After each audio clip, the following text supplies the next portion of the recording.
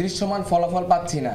তাদের সকল কিছুতেই তারা আলোচনার সময় লাগবে, সময় ক্ষেপণ করার প্রস্তুতি আসতেছে। তাই সেই ক্ষেত্রে আজকের বৈঠকে আমরা কারিগরি ছাত্র আন্দোলন বাংলাদেশ কোনোভাবেই সন্তুষ্ট নই।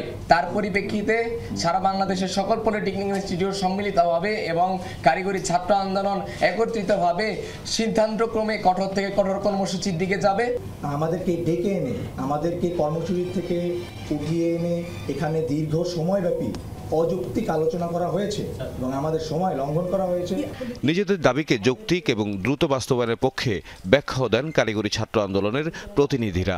আপনারা যদি বুয়েটে স্পষ্ট লক্ষ্য করেন, বুয়েট প্রতিষ্ঠার শুরু থেকে অধ্যাপক এম এ রশিদ থেকে শুরু করে যখন প্রিন্সিপাল ছিল, পরবর্তী যখন ভাইস চ্যান্সেলর আসে, সেই তখন থেকে এই অবধি কোনো নন টেক থেকে কেউ কিন্তু ভাইস চ্যান্সেলর বা প্রিন্সিপাল হইতে পারে না। বিগত ফ্যাসিস্ট আমলের কিছু সচিব যিনি বর্তমান অলরেডি কারাবন্দী আছেন, তো তারা এই